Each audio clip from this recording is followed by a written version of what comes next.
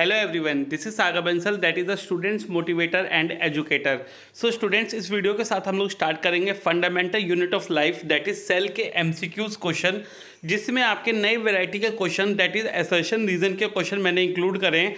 तो आप बहुत अच्छे से इस PDF को कीजिएगा। पूरी की पूरी PDF है ये 70-80 क्वेश्चंस की, और इसकी जो PDF है वो मेरे टेलीग्राम चैनल सागर बंसल से आपको मिल जाएगी। उसका लिंक मैं डिस्क्रिप्शन में डाल दूंगा, तो आप वहाँ से उसकी PDF लें, प्रैक्टिस करें और अपने दोस्तों को भी प्रैक्टिस कराएं, सभी को शेयर करें। राइट, अगर आपको समझ में आती है वीडियो तो लाइक करें और ज़्यादा से ज़्यादा शेयर करें ताकि सब बच्चे बेनिफिट उठा सकें, क्योंकि ये वीडियो आपके UT1, PA1, finals, half yearly और आपके जनरल कॉम्पिटिशन्स में काम करेगी।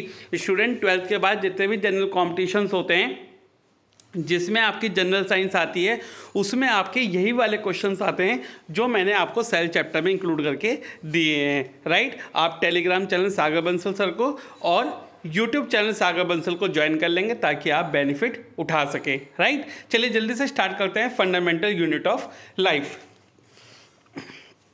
बच्चों, पहला क्वेश्चन आपसे क्या कह रहा है? A cell will swell up if. एक जो सेल है वो कब स्वेल करती है?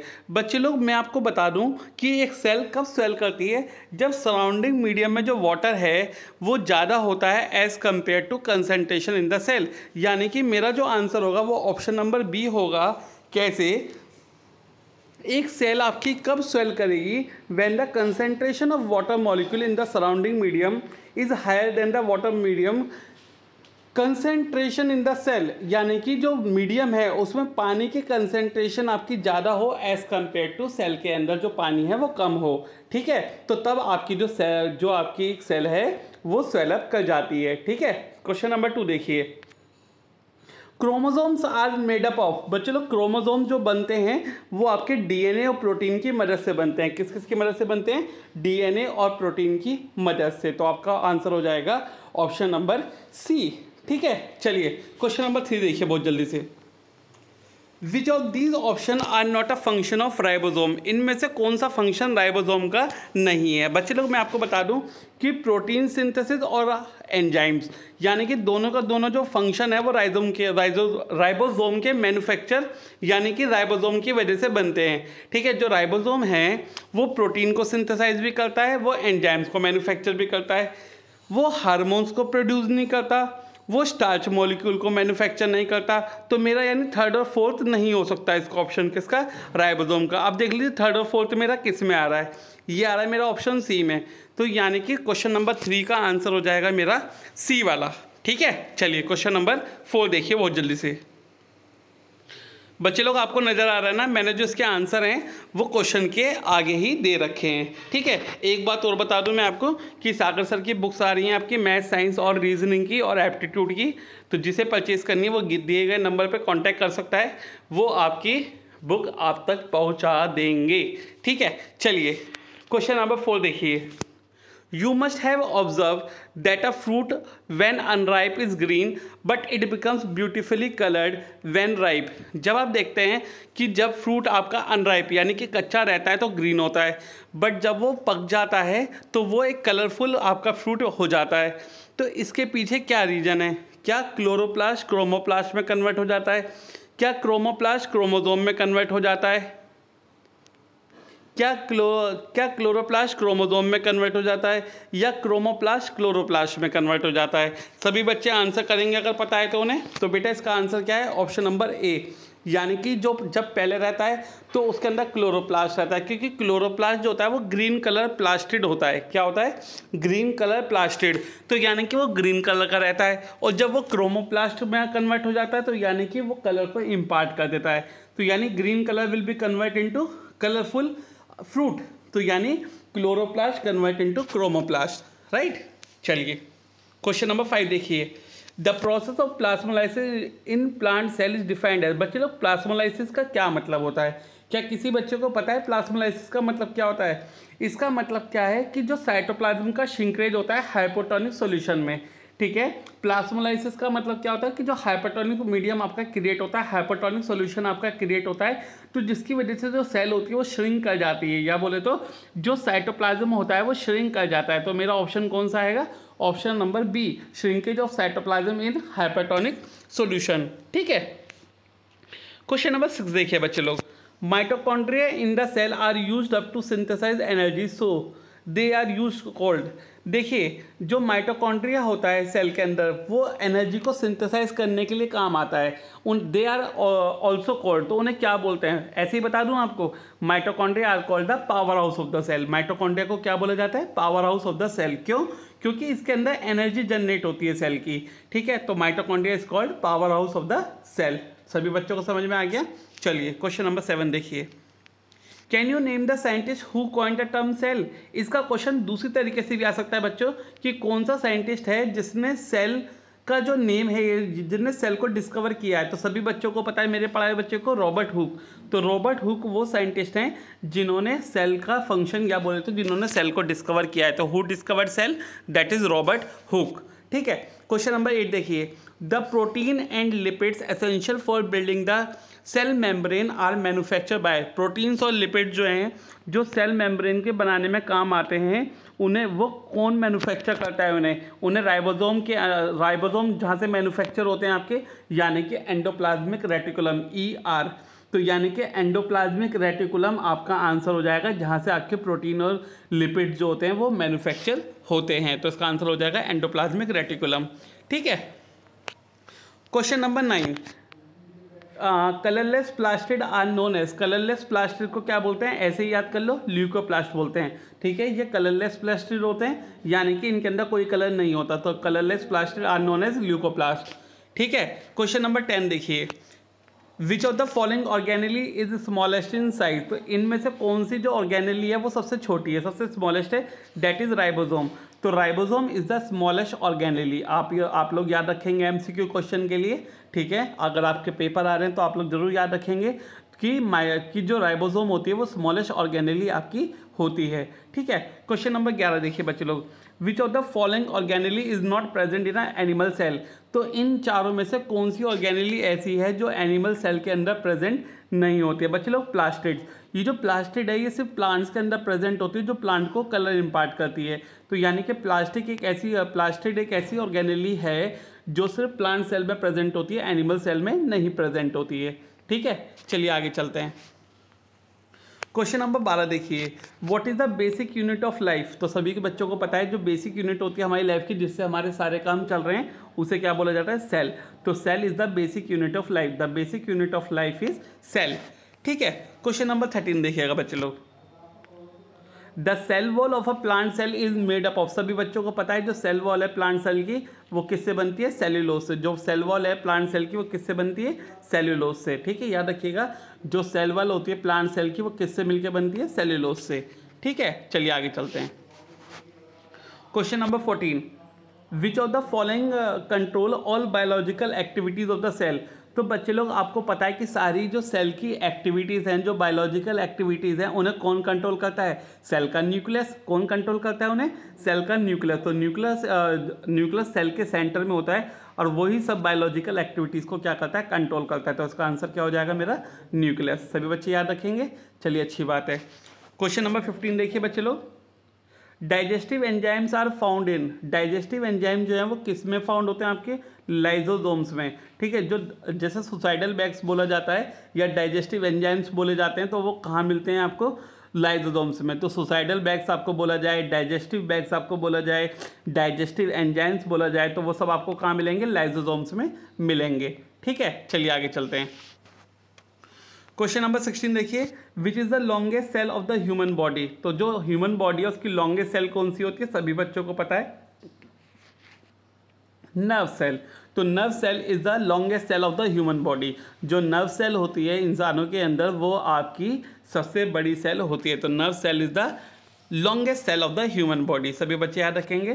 क्वेश्चन नंबर 17, ठीक है, which of the following cell organelle help in the storage, modification, packaging of the substance manufacture in the cell.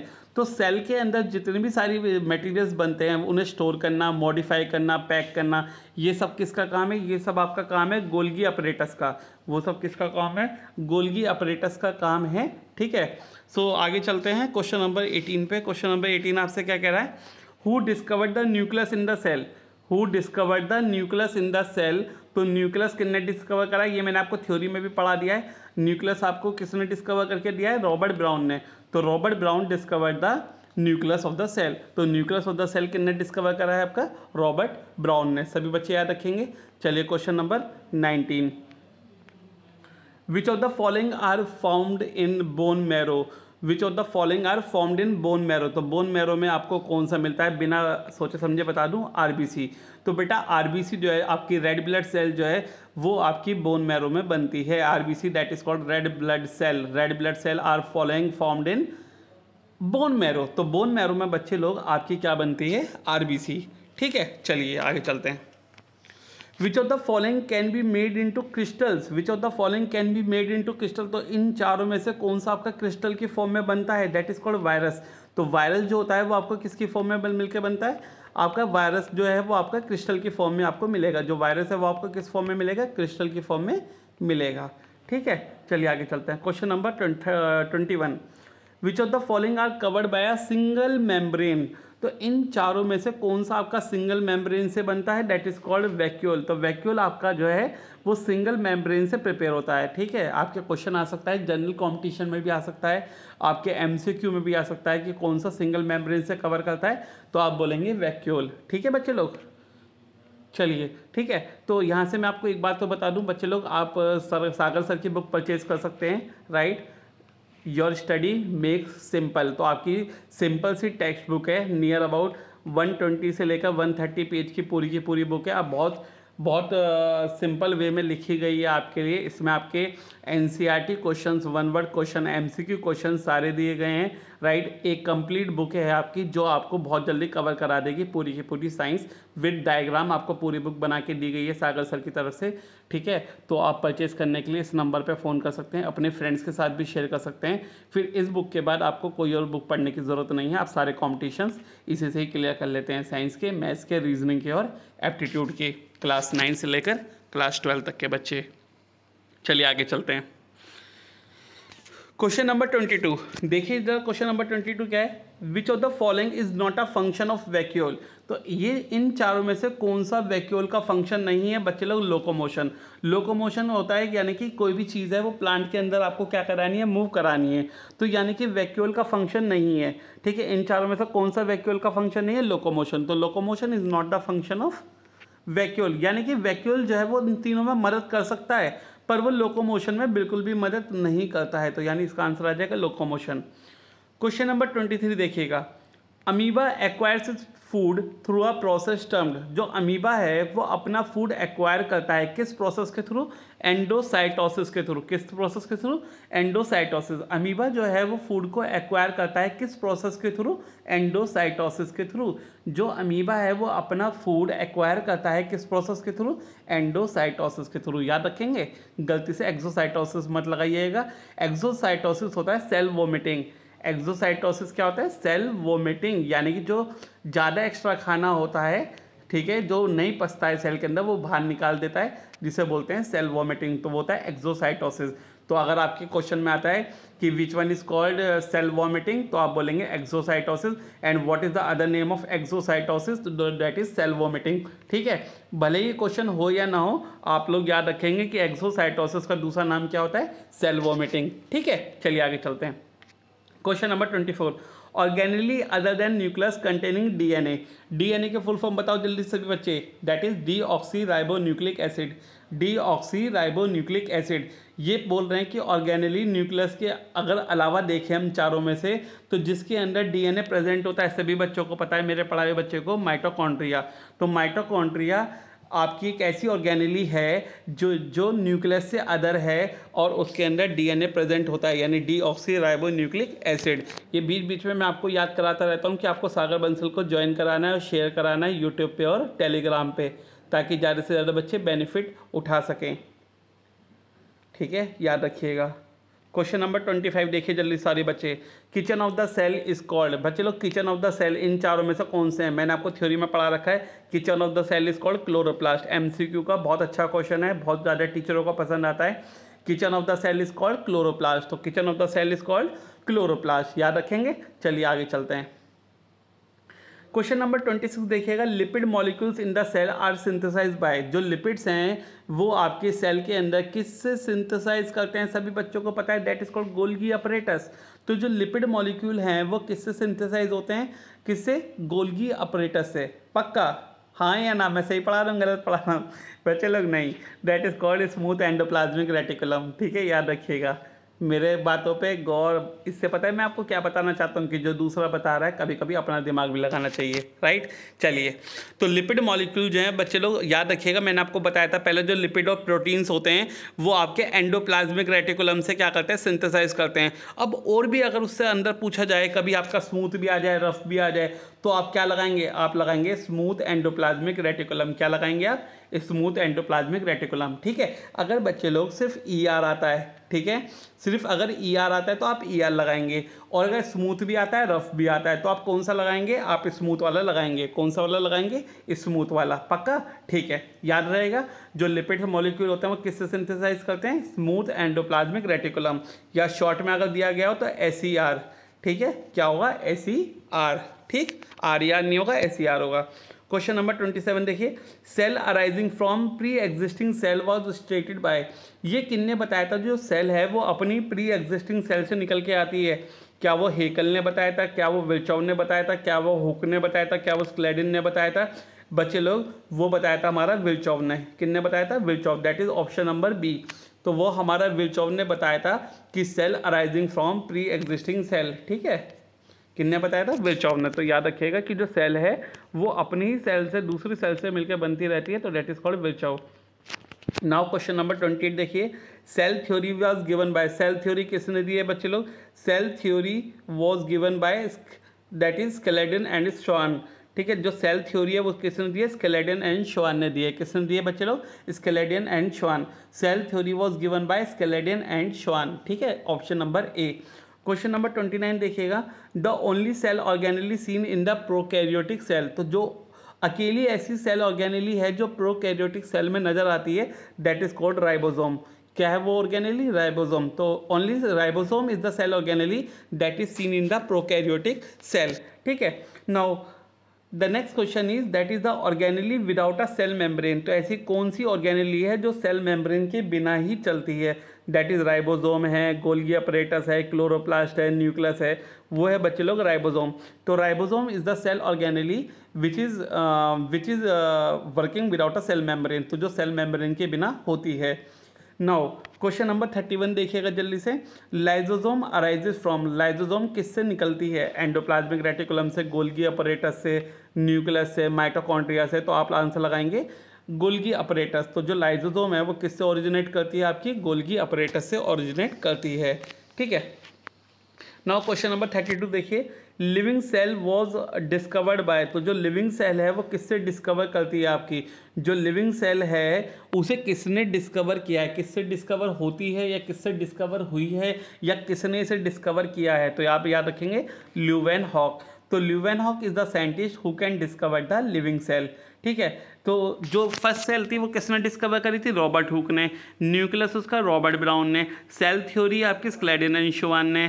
ठीक है, और लिविंग सेल किसने डिस्कवर करी थी आपकी, किसने बताइए, ल्यूवेनहॉक ने। ठीक है, चलिए question number 33, ribosome are the site of protein synthesis, आप लोग याद रखेंगे प्रोटीन सिंथेसिस को करने में कौन मदद करता है, दैट इज कॉल्ड राइबोसोम। याद रखेंगे ribosome is the site of protein synthesis. ठीक है, चलिए आगे क्वेश्चन नंबर 34 देखिए, आपसे क्या कह रहा है, the site of aerobic respiration in an animal is. अब बच्चे लोग, एरोबिक रेस्पिरेशन है, रेस्पिरेशन से क्या जनरेट होती है, एनर्जी, और सेल के अंदर एनर्जी कहाँ स्टोर होती है, उसके माइटोकॉन्ड्रिया में। तो आंसर क्या आ जाएगा मेरा, माइटोकॉन्ड्रिया। बोलिए समझ में आता है नहीं आता, that is called the aerobic respiration से क्या प्रोड्यूस होती है, एनर्जी, और एनर्जी कहाँ स्टोर होती है सेल के अंदर, माइटोकॉन्ड्रिया में। तो मेरा आंसर आ जाएगा माइटोकॉन्ड्रिया। क्वेश्चन नंबर 35 देखिए, the solution that is high water concentration than a cell is known as.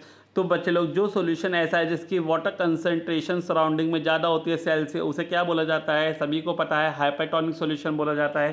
क्या बोला जाता है, हाइपरटोनिक सॉल्यूशन। कब, जब सेल की कंसंट्रेशन कम होती है, सराउंडिंग मीडियम की वाटर कंसंट्रेशन ज़्यादा होती है, तो सॉल्यूशन को क्या बोला जाता है, हाइपरटोनिक सॉल्यूशन बोला जाता है। नाउ बच्चे लोग स्टार्ट करते हैं अपने रीज़न और असर्शन क्वेश्चन। सभी बच्चे पहले ये समझ लें कि रीज़न और असर्शन क्वेश्चन जो होते हैं वो MCQ ही होते हैं, यानी कि option A B C D आपको लगाना होता है। ठीक है, ए कब लगाते हैं ज़रा देखिएगा, ए तब लगाते हैं जब असर्शन और रीज़न दोनों सही हैं और जो रीज़न है वो उसकी करेक्ट एक्सप्लेनेशन हो ऊपर वाले की।